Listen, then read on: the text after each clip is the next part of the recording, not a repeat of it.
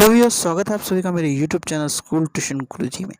आज हम बात करेंगे वर्कशीट 9 की, जो कि 23 अक्टूबर के लिए जारी की गई थी। लेकिन आप लोगों के ऑटम ब्रेक के कारण ये वर्कशीट अब कल के लिए जारी की गई है, क्योंकि रिवाइज वर्कशीट है कल की, यानी कि आपके 27 अक्टूबर की। ये कक्षा 7 के साइंस विषय की वर्कशीट है। यहाँ बच्चे अपना नाम लिखेंगे और यहाँ पे अपने क्लास टीचर का नाम लिखेंगे। इसमें हम पढ़ेंगे आपका चैप्टर 1, आपकी जो एनसीईआरटी की बुक्स है, और चैप्टर 1 का नाम है न्यूट्रिशन इन प्लांट। एक बात अगर आपको याद हो तो अब तक हम पढ़ चुके हैं न्यूट्रिशन एनिमल्स। तो जब हमने न्यूट्रिशन एनिमल्स पढ़ा था तो हमने ध्यान दिया था कि किस तरीके से उन्हें खाना मिलता है और किस तरीके से उनका डाइजेशन होता है, किस तरीके से टीथ्स का वर्क होता है, यानी कि दांतों का वर्क, हमारे पेट के अंदर जितने भी ऑर्गन्स लगे हैं उनका वर्क, बाकी सब चीज़ों के बारे में पढ़ा। तो वैसे ही कुछ इंटरेस्टिंग ये आपका चैप्टर और वर्कशीट भी है। तो आइए देखते हैं कि वर्कशीट में आपके लिए क्या लिखा है, जिसका नाम है चैप्टर का न्यूट्रिशन इन प्लांट। चलिए देखते हैं। Rachna was on picnic with her parents. During taking food, she asked a question to her elder brother Rahul that how plants take their food. Rahul explained her about nutrition in plant. तो क्या वो रचना एक बच्ची है जो अपने parents के साथ पिकनिक पे गई हुई है।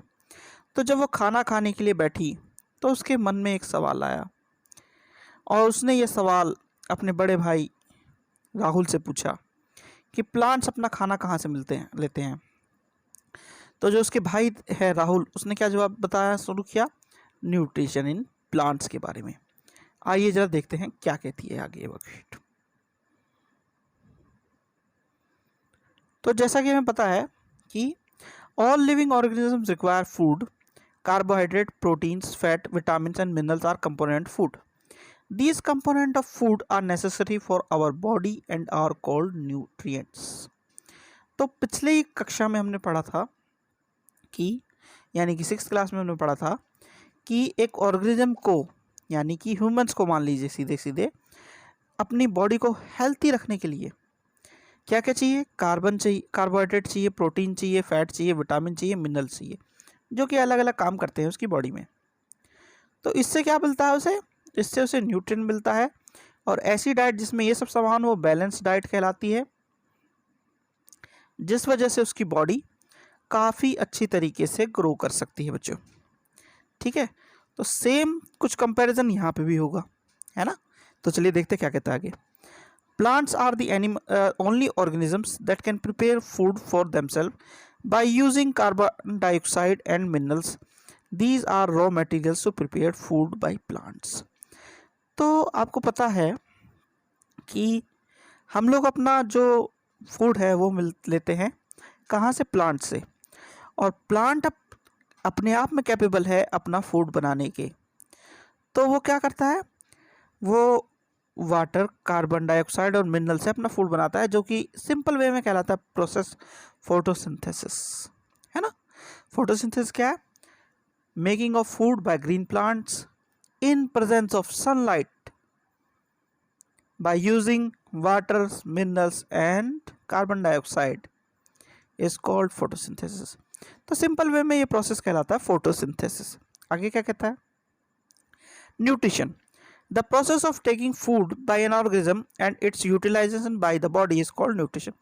तो न्यूट्रिशन क्या है, किसी ऑर्गेनिज्म का अपने लिए फूड को लेना और उसे यूटिलाइज करना अपने बॉडी को वेलबींग रखने के लिए या सही तरीके से रखने के लिए, क्या कहलाता है, न्यूट्रिशन कहलाता है बच्चों। चलिए तो आगे देखते हैं। आगे टाइप्स ऑफ न्यूट्रिशन। तो दो टाइप्स की न्यूट्रिशन है, ऑटोट्रोपिक और हेटरोट्रोपिक। जरा पहले ऑटोट्रोपिक देख लेते हैं। The mode of nutrition in which organisms make food themselves from simple substances is called autotrophic nutrition. Therefore plants are called autotrophs. तो यानी कि वह मोड ऑफ न्यूट्रिशन जहाँ पे ऑर्गेनिज्म अपना फूड खुद बना ले सिंपल सब्सटेंसेस की हेल्प से, वो कहलाता है ऑटोट्रोपिक न्यूट्रिशन। और प्लांट क्योंकि अपना फूड खुद बना लेते हैं इसलिए वो कहलाते हैं क्या? वो कहलाते हैं ऑटोट्रॉप्स। अब बात करते हैं हेटेरोट्रॉप्स की। The mode of nutrition in which organism take in readymade food prepared by plants is called heterotrophic nutrition, therefore animals are called heterotrophs. अच्छा, तो क्या हुआ? अपना फूड खुद बना लेते हैं इसलिए वो ऑटोट्रोप, और जो अपना फूड खुद नहीं बना सकते वो हेटेरोट्रोप। अब ये फूड कहाँ से लेते हैं हेटेरोट्रोप? सबसे पहला एग्जांपल हमें पता है कि हेटेरोट्रोप अपना फूड लेते हैं सबसे पहले प्लांट्स से, क्योंकि ये प्लांट्स को खाते हैं, जैसे कि मान लीजिए काऊ या बफेलो, इस तरह की चीज़ हो गया। दूसरा क्या है? दूसरा ऐसे ऑर्गेनिजम्स हैं जो इन ऑर्गेनिजम्स को खाते हैं, वो भी हेटेरोट्रोप की कैटेगरी में है, जैसे लायन, टाइगर, ये सब, लेपर्ड वगैरह जो है, ये सारे के सारे ऑर्गेनिजम्स। ठीक है बच्चों, तो ये तो बात हुई आपकी वर्कशीट के बारे में और चैप्टर के बारे में। अब जरा क्वेश्चन आंसर्स देख लेते हैं आपके। पहला क्वेश्चन है, what are the raw materials used by plant to prepare food? Plants को कौन सा रॉ मटेरियल चाहिए अपने फूड को बनाने के लिए? तो प्लांट को चाहिए water, carbon dioxide and minerals अपने फूड को बनाने के लिए बच्चों। फिर है question number 2, what is nutrition? तो